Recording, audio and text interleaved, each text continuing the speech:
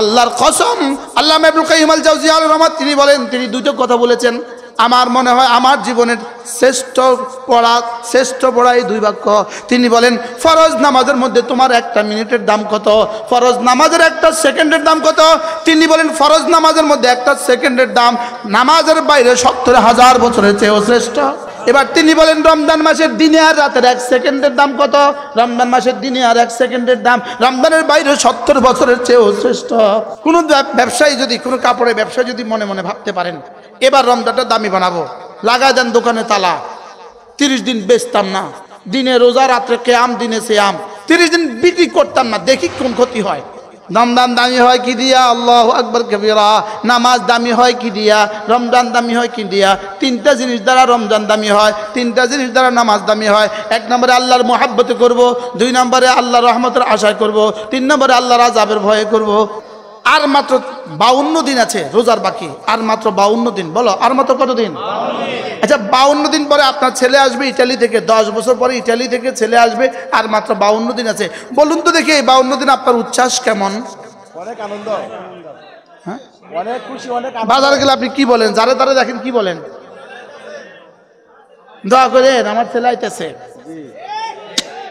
বলেন না? বলেন না? বলেন দোয়া করবেন আমার ছেলে আসতেছে, দোয়া করবেন ছেলে আসলে বিয়ে করাবো।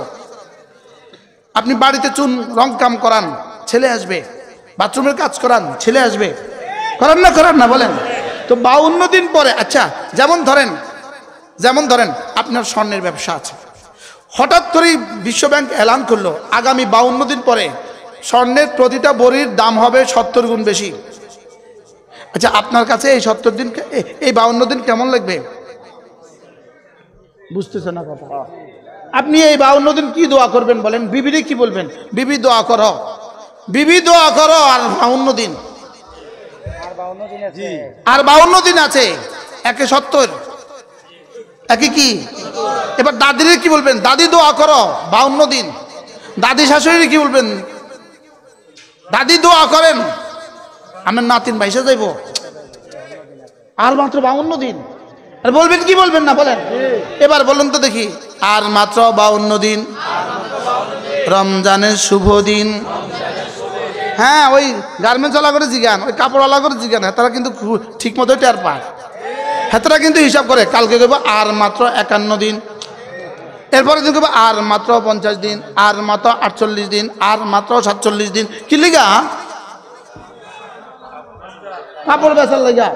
বুটওয়ালাও হিসাব করে, জুতাওয়ালাও হিসাব করে, সামাইওয়ালাও হিসাব করে, চিনিওয়ালাও হিসাব করে, গরুওয়ালাও হিসাব করে, ছাগলওয়ালাও হিসাব করে, মুরগির ফার্মওয়ালারা সব ব্যস্ত। বাস্তব না বাস্তব? শুধু এক আওয়াজ, আর মাত্র 52 দিন, আর মাত্র 52 দিন। বাস্তব না বাস্তব? এখন যায় দেখেন চকবাজারের সেমাই ফ্যাক্টরি কি কয়? আর মাত্র 52 দিন, আর মাত্র 52 দিন। এবার যায় দেখেন বৈরবের জুতা ফ্যাক্টরিওয়ালা কি কয়? আর মাত্র 52 দিন। এবার যায় দেখেন নরসিংদীর গামছাওয়ালা কি কয়? এবার যায় দেখেন গাউসিয়ার লুঙ্গিওয়ালা কি কয়? 52 দিন, আর মাত্র 52 দিন। কালকে কি বলবে? আমি বলি ওরা যদি দুনিয়ার জন্য এভাবে বলতে পারে, আমি কেন বলতে পারলাম না? আর মাত্র 52 দিন, আর মাত্র 52 দিন রমজানের শুভ দিন, আর মাত্র 52 দিন, আর মাত্র 52 দিন একটা ফরজ 70 গুণে দামি হওয়ার শুভ দিন, আর মাত্র 52 দিন একটা নফল ফরজের দামে দামি হওয়ার শুভ দিন, আর মাত্র কত দিন? কালকে কি বলবেন? এরপরের দিন কি বলবেন? আল্লাহর কসম, আল্লামা ইবনুল কাইয়িম আল জাওজিয়্যিহ আলাইহির রহমাত তিনি বলেন, তিনি দুটো কথা বলেছেন। আমার মনে হয় আমার জীবনের শ্রেষ্ঠ পড়া এই দুই বাক্য।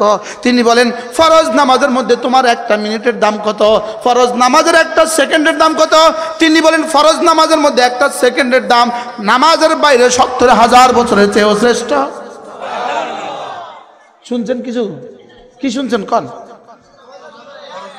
নাম ফরজ নামাজের ভিতরকার 1 সেকেন্ডের দাম নামাজের বাইরে 70,000 বছরের চেয়েও শ্রেষ্ঠ।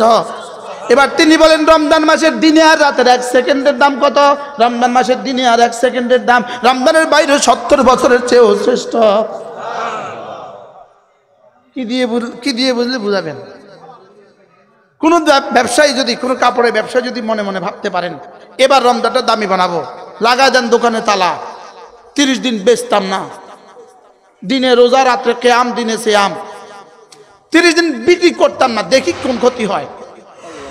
যদি আপনি মনে করেন যাও আমি বেচতাম না, আমি এই রমজানকে বানাইলাম আখিরাতের জন্য। এই রমজান দিছে কেন আবার বলেন? আচ্ছা কোন নবী কইছে, কোন সাহাবী কইছে, কোন তাবেঈ বলছে, কোন তাবেঈ বলছে, কোন কিতাবে লিখছে রমজান দিছে শুধু দুনিয়ার লাগা? নাই, কেউ কইছে না। কথা কয় না। আচ্ছা রমজান আখিরাতের জন্য দিছে, কে কে কয় নাই? সবাই কইছে। আমি কি আপনাদেরকে বুঝাইতে পারতেছি? আর কে কইলে আপনি রমজানের নাম দিতেন? এবার বলেন, এবার রমজানকে দামি বানাবো তো ইনশাআল্লাহ? বলেন দিনের বেলায় সিয়াম, রাতের বেলায় কিয়াম, দিনের বেলায় সিয়াম, দিনের বেলা সিয়াম, রাতের বেলায় কিয়াম। এই দুটো হলো বাড়তি, আর বাকি আগে যা আছে সব আছে, বহাল আছে। সুবহানাল্লাহ বলে। তাহলে আমার জীবনের সিদ্ধান্ত, আমার জীবনে আমি কাজ করব কাজ হিসাবে, নামাজ পড়ব মুমিন হিসাবে। আমার জীবনের দুটো কাজ, কাজ নামাজ, আর রমজান মাসে 3টা কাজ, কাজ নামাজ রোজা। সুবহানাল্লাহ বলেন। কাজ নামাজ রোজা। আচ্ছা রমজানের আসরের তাকবীরুল্লাহর দাম কত? আল্লাহ কাউসার, রমজানে আসর নামাজের তাকবীরুল্লাহর দাম কত? তোমরা শেষ নাই যাবে। রমজান মাগরিবের তাকবীরুল্লাহর দাম কত? ইফতার খাইতে খাইতে যাদের তাকবীরুল্লাহ ছুটে যায় এদের দাম কত? আসর নামাজে কাপড় কাটতে কাটতে যাদের তাকবীরুল্লাহ ছুটে যায় এদের দাম কত? আমি বুঝাতে পারতেছি? মনে কষ্ট পাইতেছেন আপনারা? হ্যাঁ বলেন। তাহলে রমজানকে এবার দামি বানাবো তো ইনশাআল্লাহ? রমজান দামি হয় কি দিয়া? আল্লাহু আকবার কবিরা। নামাজ দামি হয় কি দিয়া? রমজান দামি হয় কি দিয়া?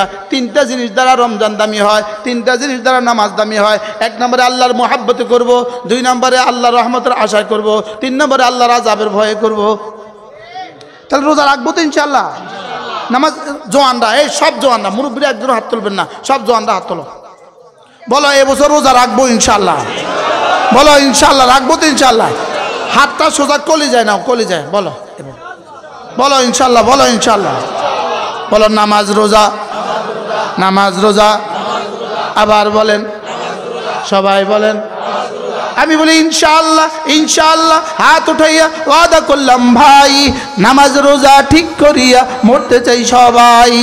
ইনশাআল্লাহ, ইনশাআল্লাহ। হাত উঠাইয়া ওয়াদা করলাম ভাই, নামাজ রোজা ঠিক করিয়া মরতে চাই সবাই। নামাজ রোজা। আবার বলেন, সবাই বলেন। বলে হুজুর এভাবে বলছেন কেন? তোরা এভাবে বলে কেন? খন্তি খন্তি খন্তি মার্কা, খন্তি মার্কা এভাবে বলে কেন? ওরা যদি এটা এভাবে বলতে পারে, আমি এটা এভাবে বলতে পারবো না কেন? ইনশাআল্লাহ। ওরা তো বলে খন্তি মার্কায় দিলে ভোট শান্তি পাবে দেশের লোক। আমি বলি বন্ধু ডাহা মিথ্যে কথা। ইমান আমল বানালে লোক শান্তি পাবে দেশের লোক। ইমান আমল করলে লোক শান্তি পাবে দেশের লোক। ইমান আমল করলে লোক, জোরে কয় না।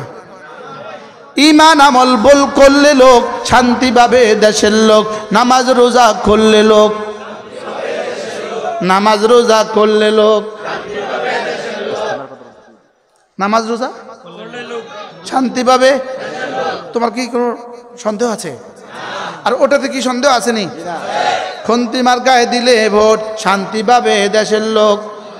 এটা মিথ্যার মধ্যে সন্দেহ নাই, আমারটা সত্যের মধ্যে সন্দেহ নাই। আল্লাহ বুঝে নাই কথা? ওটা মিথ্যার মধ্যে কি নাই? আচ্ছা এটা এমনি মোটামুটি এক নির্বাচনের পর থেকে আরেক নির্বাচন পর্যন্ত এই শব্দগুলো কতবার বলে? হ্যাঁ একটা মিথ্যা কথা কয়বার কয়?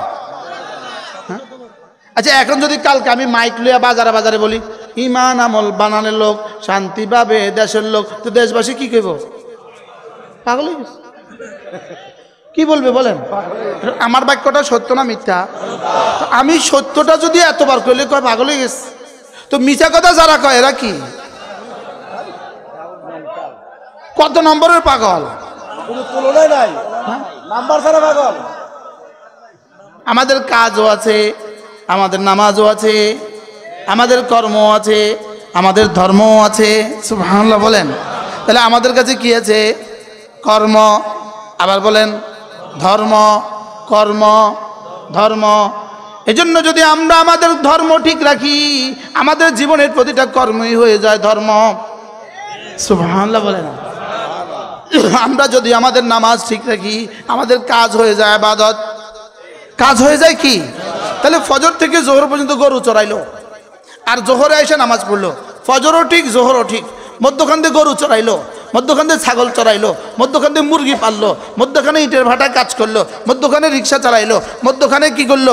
ঠেলা চালাইলো, মধ্যখানে মাছ ধরলো। পৃথিবীর যত কাজ আছে, হালাল যত কাজ আছে সব করলো, নামাজগুলো ঠিক রাখলো, মধ্যখানে সব পুরো কাজগুলো তার ইবাদতে পরিণত হয়। কি হবে বলেন? এখন ওই যে সিঁড়িতে বসে থাকলে কি শুধু সিঁড়িতে বসে থাকে, ঘরে ঢুকে না? তো শুধু দোকানে বসে আছে, মসজিদে ঢুকে না? বুঝে আসছে তো মাশাআল্লাহ। উজানি পিসে বুঝু বলতেন, তোরে ঢুকতে কইছে কোন ঘরে, তুই ঢুকস কোন ঘরে? আল্লাহ। হুজুরে বলতেন, ঢুকতে কইছে কোন ঘরে, তুমি ঢুকো কোন ঘরে? আচ্ছা কি বলতো হুজুরে? হুজুর বলতেন, একা একা চলবা, আরেকজনকে নিয়ে চলবা। সুবহানাল্লাহ বলেন। কি বলছে বলেন? একা একা চলবা, আরেকজনের চলবা। একা একা চলে, আরেকজনকে নিয়ে চলে কেমনে? আবার একা একা চলবা, আরেকজনকে নিয়ে চলবা। সুবহানাল্লাহ বলেন। এজন্য একা একা চলবো, আরেকজনকে নিয়ে চলবো। আমরা নানুপুর মাদ্রাসায় পড়াকালীন আসর পরে হাঁটতে যাইতাম, হাঁটতে। আসর পরে কি ছাত্র জীবনে একটা হাঁটতে যাইতাম না? আমি ব্যক্তিগতভাবে ছাত্র জীবনে আসর পরে হাঁটতে গেলে আমি কোনোদিন বন্ধুদের সাথে হাঁটতাম না। আল্লাহ। আমি ব্যক্তিগতভাবে দোস্ত আহবাবের সাথে হাঁটতাম না। আমি বলতাম না, দোস্ত আহবাবের সাথে হাঁটলে জিকির নষ্ট হয়। আসর থেকে মাগরিব আমি একা একা হাঁটবো, আরেকজনকে নিয়ে থাকবো। সুবহানাল্লাহ বলে। এই জন্য আমি সফরে, আপনারা অধিকাংশ সময় আমার দেখবেন আমার সফরে আমি একা থাকি। আমার গাড়ির পিছনে আমি কারো লই না, না আমি একা থাকবো, আমি আরেকজনকে নিয়ে থাকবো। কি বলছি বলেন? আমি একা থাকবো, আরেকজনকে কি থাকবো? এই জন্য আরেকজনকে সঙ্গে রাখা, আল্লাহ তাআলাকে সঙ্গে রাখা। হযরত মাওলানা শাহ হাকিম মোহাম্মদ আখতার রাহমাহুল্লাহ বলেন, তুমি যদি আল্লাহকে সঙ্গে রাখো তোমার জীবন, আল্লাহ তোমাকে সঙ্গে রাখবে আল্লাহর জীবন। আমি সঙ্গে রাখবো আল্লাহকে কত বছর? আমার বাকি হায়াত। আল্লাহ আমাকে সঙ্গে রাখবেন কত বছর?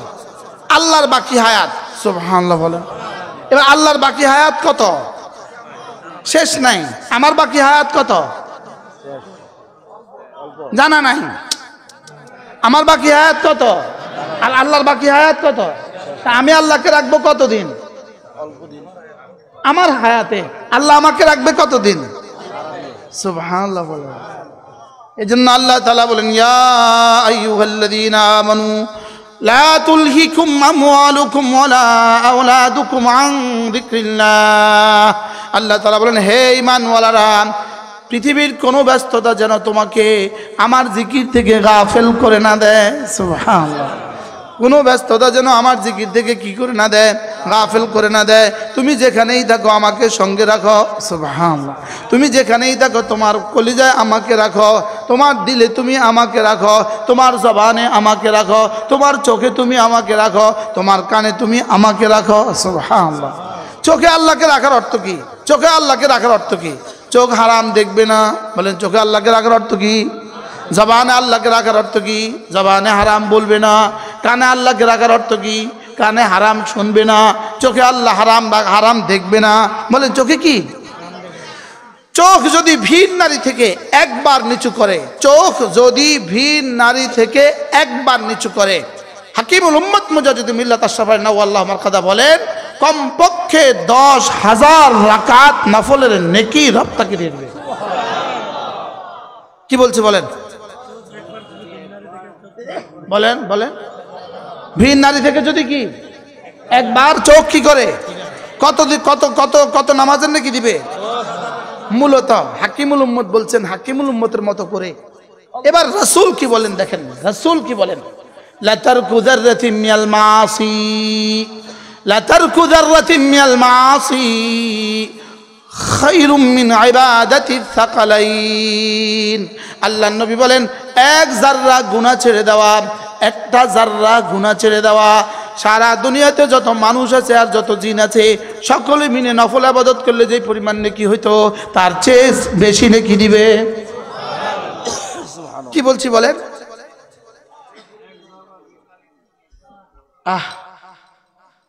কি বলছি বলেন? এক জাররা পরিমাণ গুনাহ ছেড়ে দিলে। আচ্ছা যদি ওয়াজ নাই বুঝে এ ওয়াজ করি লাভ কি? শিক্ষক অঙ্ক করাইলো, তা অঙ্ক আপনি বুঝলেন না, তো এই অঙ্ক করে লাভ কি? বলেন এক জাররা গুনাহ ছেড়ে দেওয়া, আবার বলেন এক জাররা গুনাহ ছেড়ে দেওয়া। সারা দুনিয়াতে যত মানুষ আছে আর যত জিন আছে সমস্ত মানুষ আর জিন মিলে যদি নফল নামাজ পড়ে যে পরিমাণ ইবাদত, যে পরিমাণ নেকি হবে তার চেয়েও শ্রেষ্ঠ নেকি।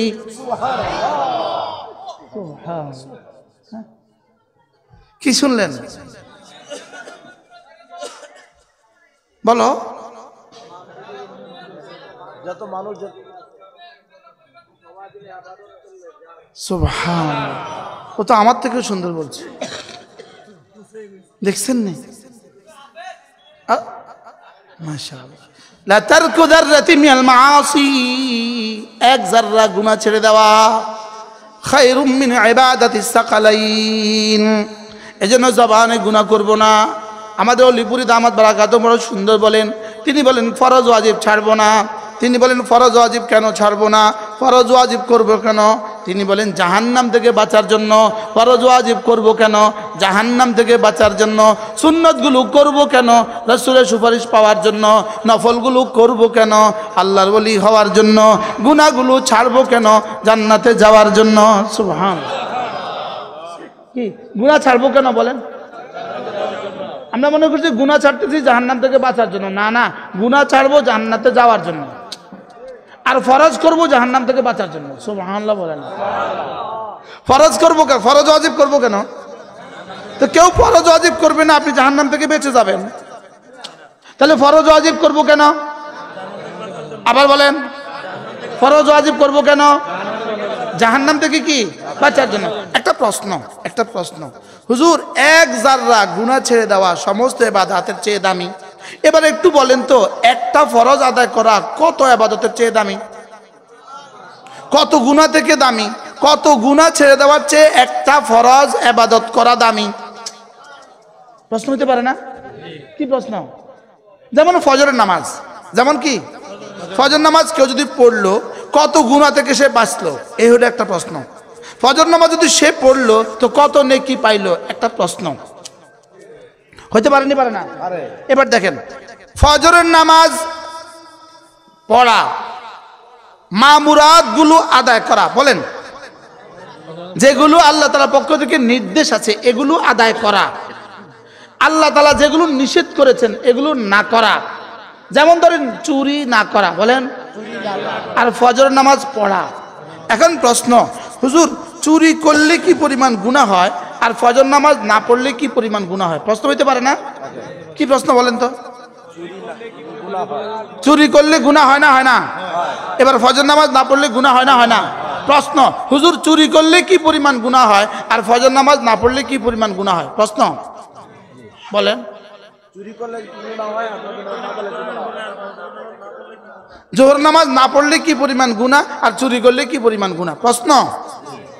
হুজুর জেনা করলে কি পরিমাণ গুনাহ আর ফজর নামাজ না পড়লে কি পরিমাণ গুনাহ? প্রশ্ন। এবার উত্তর, একটা ফরজ ছেড়ে দেওয়া, বলেন, কোটি কোটি নিষিদ্ধ বস্তু করার চেয়েও আল্লাহর কাছে জঘন্য। বুঝতে পারছি? বলেন।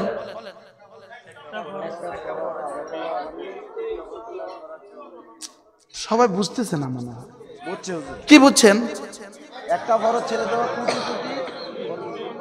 গুনাহ।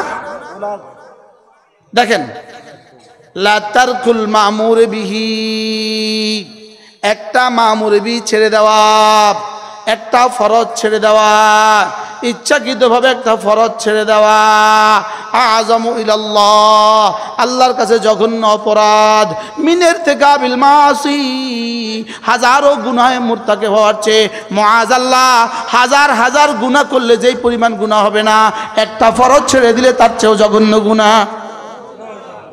নাউজুবিল্লাহ বলেন।